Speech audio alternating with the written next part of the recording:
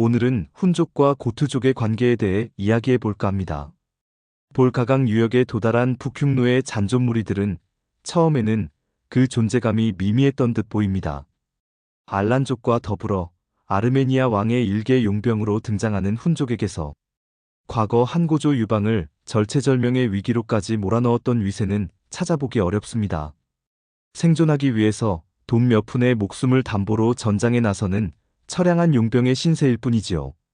그런데 숨죽여 조용히 살던 훈족이 숨겨놓았던 마각을 드러내기 시작한 것은 알란족과의 전쟁에서 승리하면서부터였던 것 같습니다.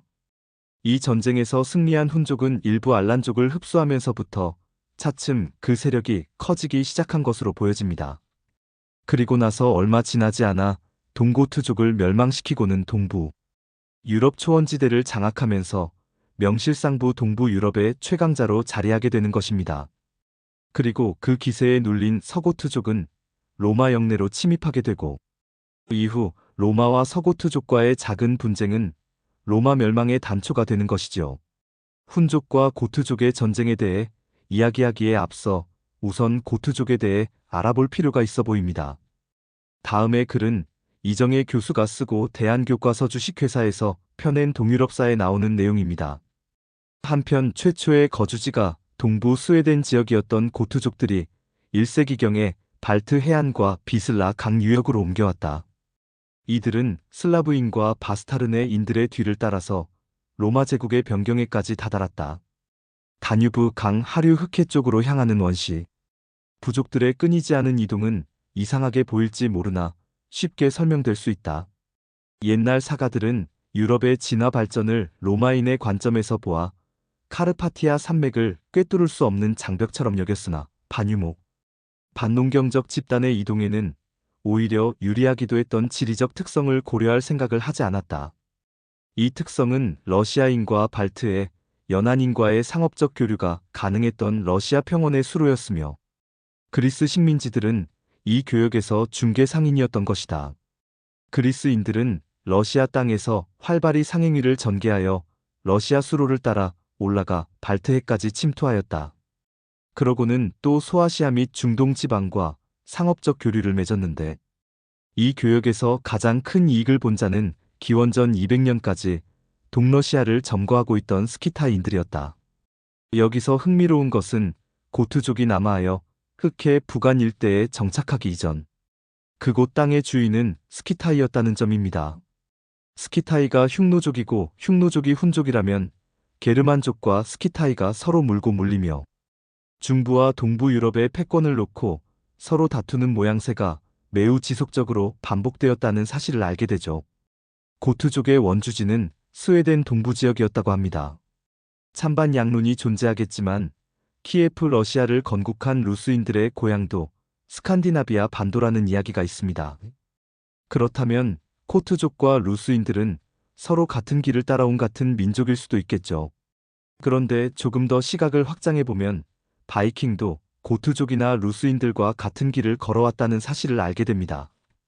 고트족, 루스인, 바이킹 이들 여러 민족들이 하나의 관점에서 해석되지 못한 것은 아마도 이들 민족들의 흔적들이 각각 다른 나라에 의해서 기록되어졌기 때문일 것입니다. 그리고 앞서의 기록들을 이해하고 참고하지 못한 때문이기도 하겠죠. 동방으로부터 이주해 들어오는 민족들을 게르만족들이 막아내는 형태가 이후 지속되는 것을 보게 됩니다. 이어서 책을 조금 더 읽어보도록 하죠. 이 중심지와 동강 지역은 스키타이인들의 패배 이후 사르마티아인이 통제하기 시작하였으며 슬라브인은 곧 이들의 정치적, 문화적 영향 아래 놓이게 되었다. 슬라브인들이 계속 남쪽으로 동쪽으로 이동하는 동안 강력한 고트인들은 흑해 쪽으로 내려와 세력을 팽창시켜 마침내 3세기경 아조프의 연안까지 남러시아를 포함하는 제국을 건설하였다.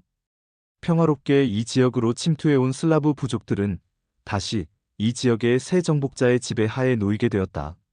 슬라브인들이 사르마티아인의 영향을 고트인의 영향보다 먼저 받았다는 사실은 분명하다. 훈족이 알란족을 무찌르고 동부 유럽으로 발을 들여놓기 그 이전 그곳의 지배자는 고트족이었습니다. 이후 어떤 연유로 해서 동고트족과 서고트족으로 분리되어졌는지는 알 수 없지만 미루어 짐작컨대 상송영지에 대한 분할 문제가 원인이 아니었을까 조심스럽게 추측해 봅니다. 잘 알다시피 동고투족은 훈족에게 멸망당합니다. 다음에 글을 참고하여 이야기를 전개해 나가보도록 하죠. 장진쾌이가 쓴 흉노제국 이야기에 나오는 내용입니다. 당시 우크라이나 초원의 주인은 동고트족이었다. 동고트 왕 에르마나리크는 기지가 넘치는 지략가로 그의 호령 아래 동고트 병사들은 사방으로 출격하여 주변의 슬라브족을 정복한 후 거대한 제국을 세웠다. 서고트족은 물론이고 많은 게르만 부족들이 그에게 굴복했다. 로마인들은 그를 고트족의 알렉산더 대제라고 불렀다. 만약 에르마나리크가 원래 수명보다 몇 년만 일찍 세상을 떠났더라면 그는 고트족의 영웅으로 영원히 기억되었을 것이다. 하지만 장수한 삶이 그에게 오히려 불행을 안겨주고 말았다. 인생은 한치 앞을 알 수 없다는 말처럼 전쟁에서 혁혁한 공을 세운 그에게 예고도 없이 불행의 순간이 닥쳐온 것이다. 짧게나마 그곳의 지배자로 군림하던 동고트족의 에르마나리크에 닥친 불행이란 바로 훈족의 침공을 말합니다. 고트족의 위대한 왕 에르마나리크도 알란족을 꺾고 기세가 오른 훈족을 막기에는 역부족이었던 듯합니다. 이어서 조금 더 읽어보도록 하죠. 갑작스럽게 들이닥친 훈족의 침공에 에르마나리크는 그저 놀랄 뿐이었다. 새로운 전술을 구사하는 훈족을 본 동고트족의 공포심은 가히 짐작할 만하다. 게르만족도 말을 키웠으나 운송수단으로만 이용했을 뿐 타고 다니지는 않았다. 장기간에 걸친 로마와의 전쟁에서 그들이 배운 것은 무거운 갑옷을 입고 투창을 던지는 기술이었다. 하지만 훈족 기병 앞에서 그들의 기술은 무용지물이었다. 훈족 기병이 날쌔게 달려와 화살을 쏘아대고 기이한 함성을 지르자 그들은 넋이 빠져 속수무책으로 당하고 말았다. 강력한 저항에도 불구하고 동고트족은 패배했고 에르마나리크는 부상을 입고 죽을 위기에 처했다. 일격이 성공하자 훈족은 공격을 멈추고 후방 보급 해결에 나섰다. 처음 반격의 기회를 엿보던 에르마나리크도 패배의 상처가 너무도 큰 탓인지 예전의 위풍을 잃은 채 힘없이 병상에 누워 있었다. 그에게는 더 이상 군대를 재정비할 힘이 남아있지 않았다. 훈족은 375년에 다시 공격을 시작했고 에르마나리크의 빈자리를 채우지 못한 동고트족은 패주하고 말았다. 에르마나리크는 자신의 손으로 세운 제국이 멸망하는 모습을 차마 눈뜨고 볼 수 없어 스스로 죽음을 선택했다.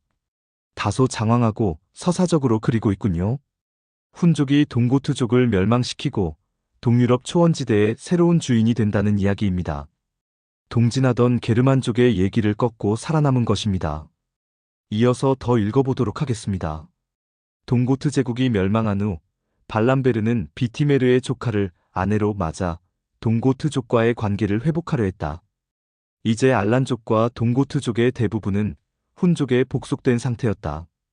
발람베르는 그들이 계속 자신들의 부족을 이끌 수 있게 하는 대신 중대한 문제는 반드시 보고하도록 요구했고 훈족이 출전할 때는 그들도 함께 참전해야 했다.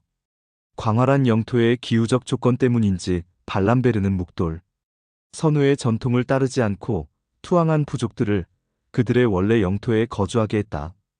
그 결과 훈족은 두 가지 우환을 지니게 되었다. 힘겨루기는 끝이 나고 사후 수습으로 들어가는군요.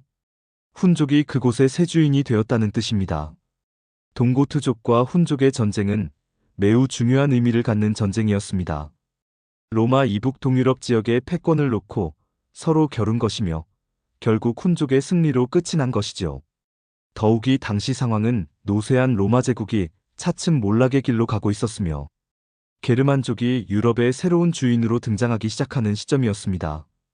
그래서 훈족이 게르만족을 꺾고 동부 유럽의 절대 강자로 군림하게 된 것은 매우 중요한 의미를 갖습니다. 끝으로 첨언하자면 기독교 세계에서 강한 침략자를 신앙심을 시험하는 신의 징벌로 해석하는 것에 대한 정확한 이해가 필요하다고 봅니다. 그래야만 훈족에 대한 과장된 공포를 걷어내고 본 모습을 볼 수 있을 것입니다.